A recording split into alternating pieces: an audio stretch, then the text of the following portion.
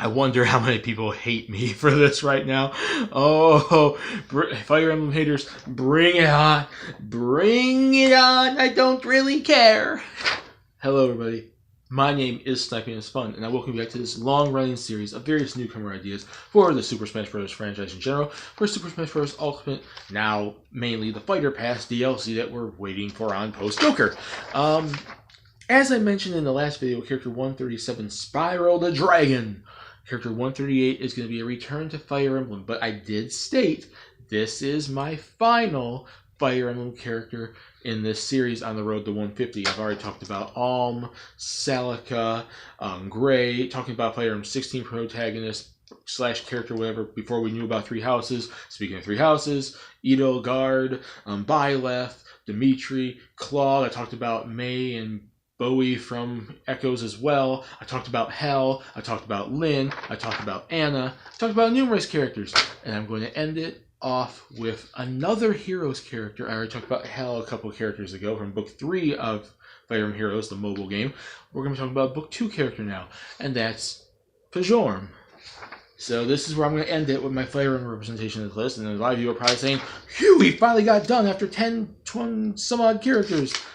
Fire Emblem has a lot of potential choice characters, people, and just because you don't like the series or don't see potential in the newcomers because they keep adding sword users, which the series is not based entirely on, and there's a lot of good choices from Three Houses and Heroes and whatnot, that's on you. That's not on the series. So there you go. There is potential choices, and I see it probably because I'm a fan, and I like to see the diverse representation that I could see potentially from that series, and Heroes and Three Houses getting that representative. You know, some character from it right now.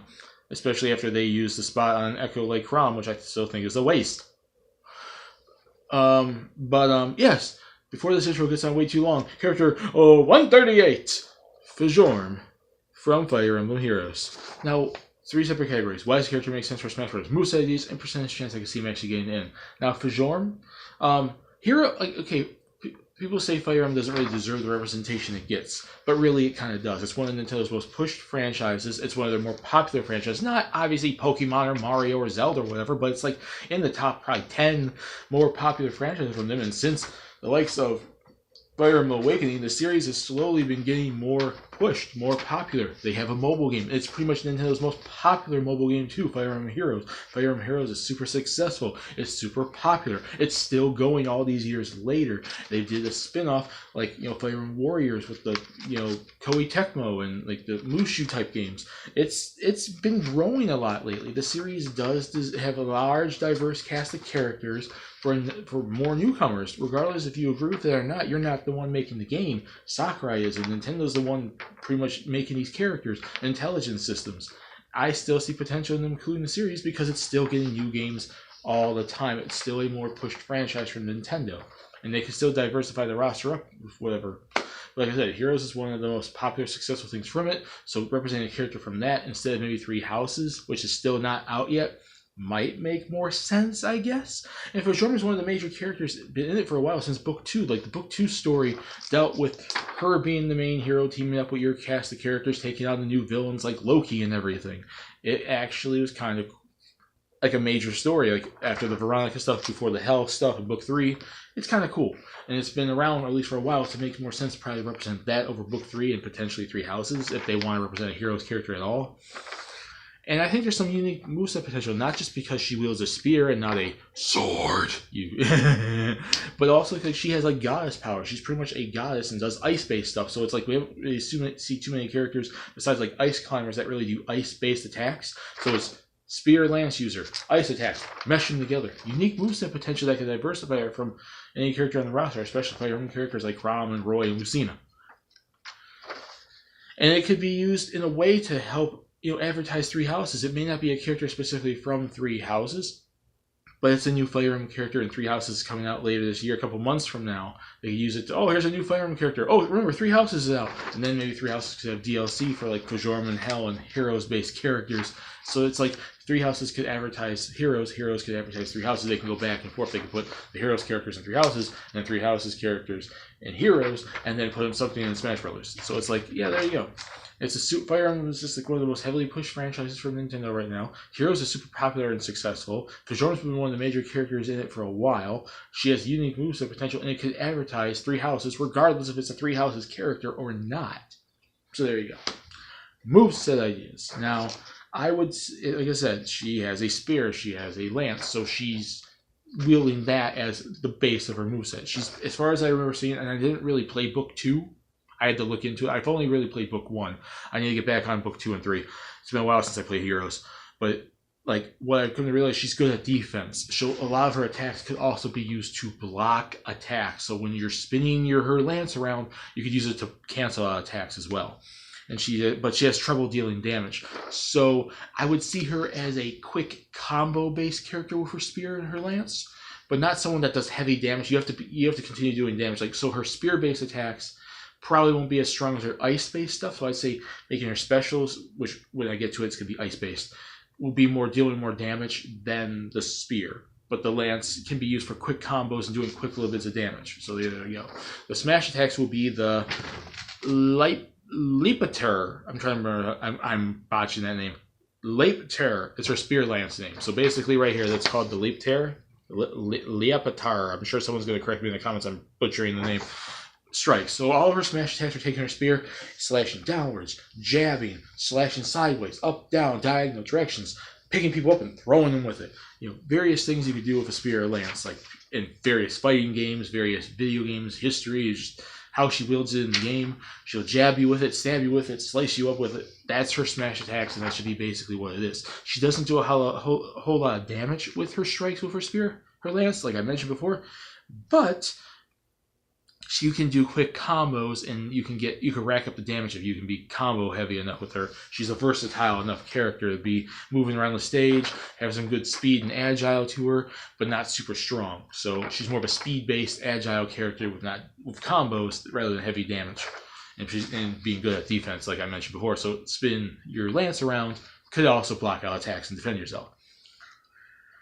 Her special attacks are going to be all ice-based magic type moves. Let me look at, okay, 2 of her main ones are Glacius and Ice Mirror. So Ice Mirror is more like a shield. So probably if you put the Ice Mirror up, you could defend yourself, so it's to be used as a defense, but you also could use it probably to damage opponents. So if you set it up at the right time and they're by you, they get hit and knocked back and receive damage. Glacius is obviously more like a spell-based one, shooting ice forward.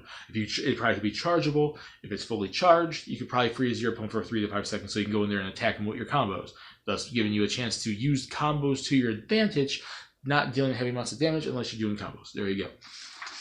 And there's other ice abilities she knows too, but her 2 main ones when I looked up her abilities were Ice Mirror and Glacius. So a lot of her special attacks are based around shooting ice out, attacking you with it, or defending yourself with ice. Ice Mirror being a defense-based one that can be used as attack, Glacius being directly shooting ice out and attack.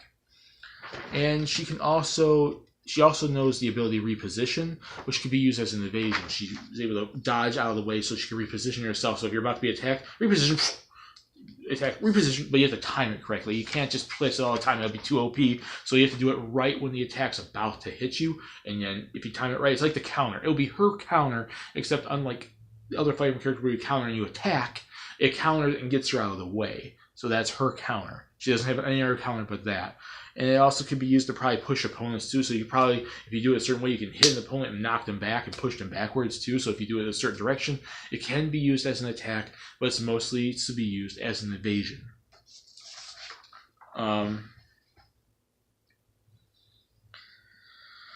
Okay, and now as for her final smash, I had to base it off of ice, and this is one where, like I said, I don't know her, because that's basically her main thing is ice. But like I said, I did do a little bit of research more on this because I didn't know how to do a final smash for her. I didn't really know any super special abilities I could do for her that's not blatantly obvious or blatantly generic, which this one kind of goes into both categories.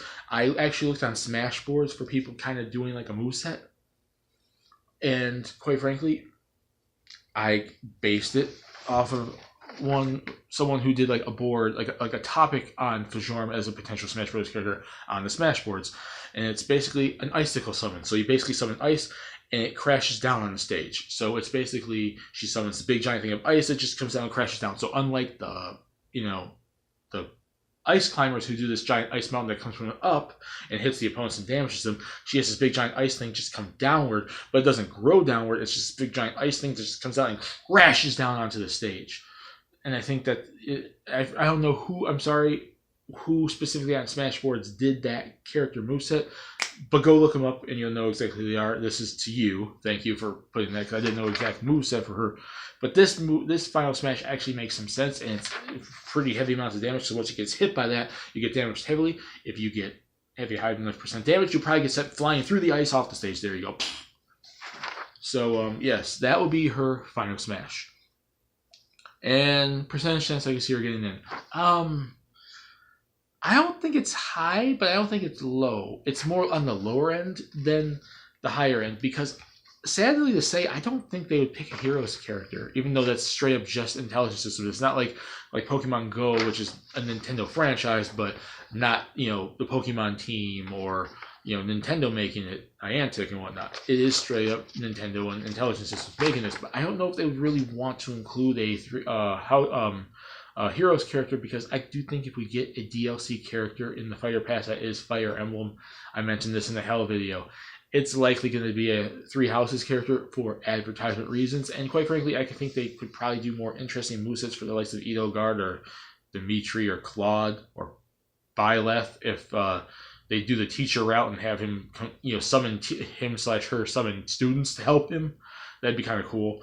And that could be in the Final Smash where all the students come and start attacking.